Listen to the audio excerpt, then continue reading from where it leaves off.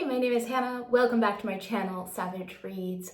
I have kind of been absent from BookTube. I have been out traveling. We took a quick trip to the US and we're able to see family, and it was just a wonderful time. But when I am out and about, I don't watch YouTube and I don't read any books.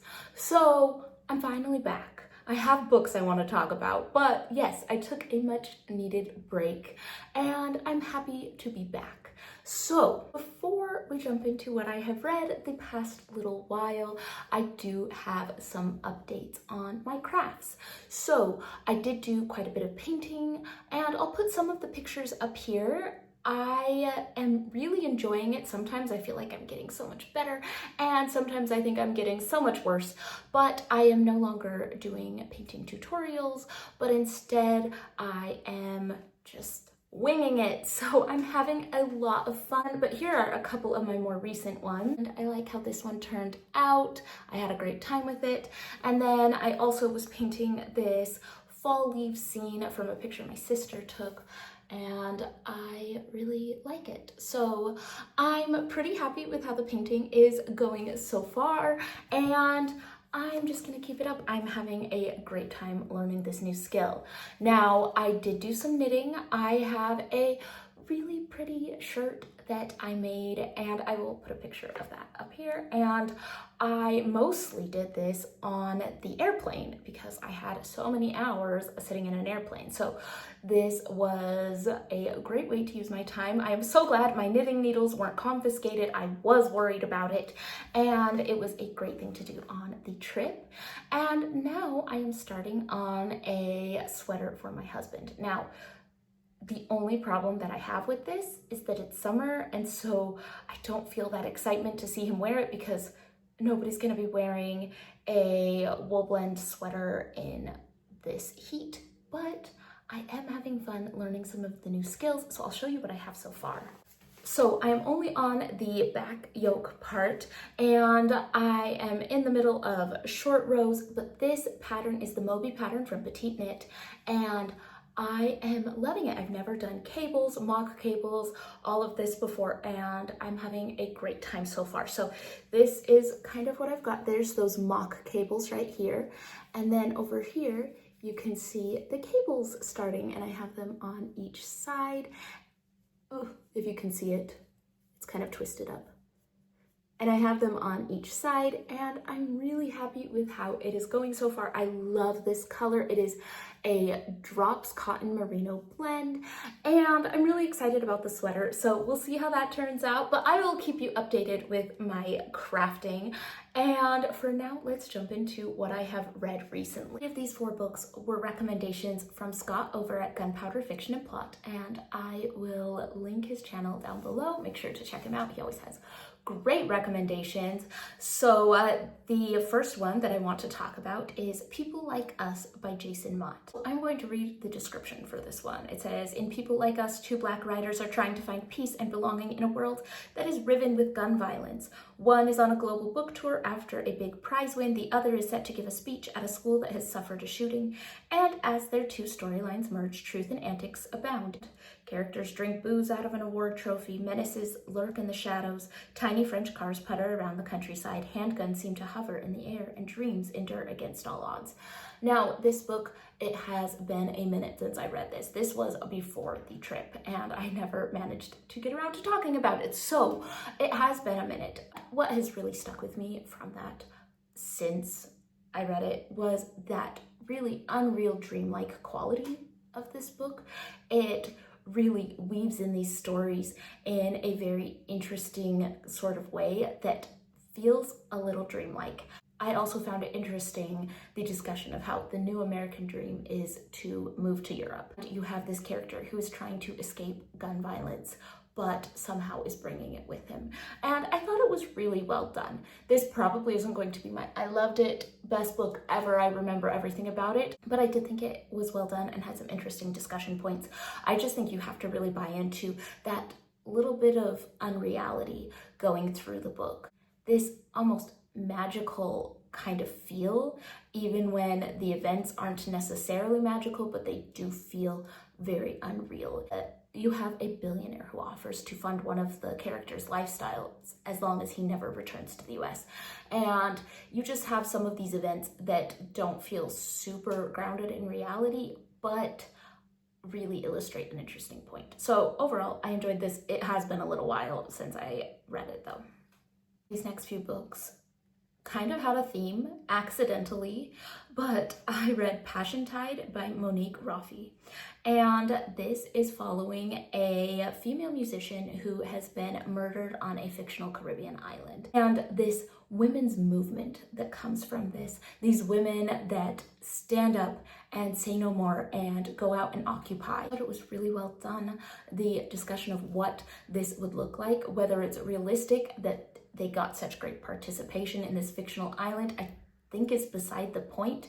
It was, hey, what if this worked? What if this women's uprising did something? And what would the results be of that? And I found the ending to be heartbreaking and realistic and really illustrate a lot of the points. It was frustrating, but I thought it was really well done. So I really loved this book for its ability to discuss violence against women and how it becomes so normalized and what can be done about it and will it even be effective. Now, this is the only book that was not recommended from Scott. This was a recommendation from Sue Jackson, and I will link her channel down below, and this was Dark Ride by Lou Burney. This is following our young protagonist who isn't really going anywhere in life. We have a bit of that kind of coming of age type thing. He has no direction in life. And what changes this is he sees two children at the DMV who he can see that they have cigarette burns on them. And he quickly becomes obsessed with how can he help them. He tries to report it to CPS. When things don't go anywhere, he tries to follow them. He tries to figure out who's hurting them. How can he help? And it gives his life so much direction. He likes who he is becoming when it has this direction to try to save someone. And I thought it was a really interesting book because you really do relate with our main character, Hardly, at the beginning of the book, because what would you do in this situation? You see something horrible that is happening and no one seems to be able to fix it. How do you go about getting involved? What lengths will you go to stop an injustice? I thought that that was really interesting. And then we get further on and you start feeling like, okay, now our main character is getting too confident, feeling like he can fix this, that he can do it alone. He isn't properly looking for resources. He is gonna go in and fix this situation. And I just wish that had been explored how it wasn't great. I just didn't love how it all ended up, but I was so engaged and so interested throughout the whole book. I think that there was a lot more that could have been explored in maybe Hardly's background, and I feel like I could have maybe connected with him a little more, especially as we got toward the end. He started behaving a little bit erratically, and it was a little bit frustrating as a reader. I found this entire book kind of frustrating, but super interesting. So I do kind of recommend, but I also didn't love how it ended. So I'm kind of caught in the middle on this one. If you have found a theme from the last two books, maybe you will guess what this last book is about, but yes, it is another one about domestic violence, which, oh, so frustrating. I don't know how I ended up with such heavy books all in a row, but I am not great at curating my reading list. I just read whatever ends up being next, and I finally picked up Nesting by Rosen O'Donnell, and this, of course, was a recommendation from Scott at Gunpowder Fiction and Plot.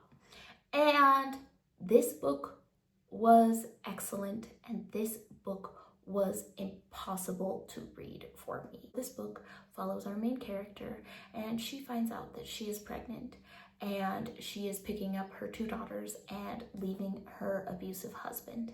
And it is that process, that finding the resources to get out of this bad situation, trying to keep her children safe, trying to keep herself safe, trying to understand and process what happened to her, at the same time facing homelessness and trying to get on government assistance and trying to get a job and trying to change her life because she didn't want to stay in this relationship.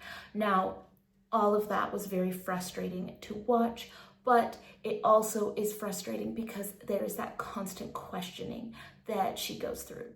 Because the abuse was very emotional and sexual, it's hard to put a direct finger on it when there isn't that physical violence in the home. Her husband never hit her. He had a good job. He took care of the kids.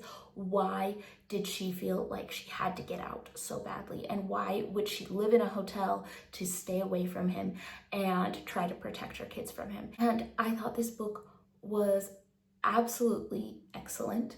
The title definitely goes into it. You have nesting in the fixing up your home before a baby is born, but you also have nesting in the bird aspect and how she felt very much like that trapped bird in the relationship.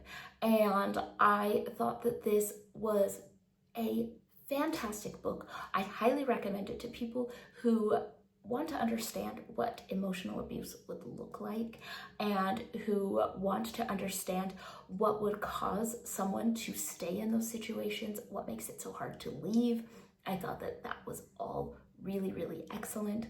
But also, if you know anyone who has gone through similar situations to this, I think it can be hard because you have that same feeling of helplessness from seeing it on the outside and wanting to take care of it and to fix the situation, but knowing you just have to wait. I found this to be a very difficult experience for me, watching the events in this book unfold and being unable to do anything about it. I think that if you have any experience knowing people who have gone through these types of situations, you may find this to be a difficult read, but it was also just really, really excellent. And the only thing that kept me going through this book is that the description said that it was ultimately hopeful, and that was the only way I was able to get through this book, is thinking it will be okay, things will start to get better, because I struggled to get through this, but it's also a 5-star read. So highly recommend. Just know that it does a really, really good job at illustrating the emotional abuse, the constant gaslighting, the questioning everything. And it also just feels like you're on the outside watching it and you can't help. And that is really difficult. So highly recommend this book. Yeesh. And those are the books that I've read in the last little while. I will be back soon with another book wrap up. And if you have thoughts on these books, as always, please let me know in the comments down below, and I will see you all on the next one.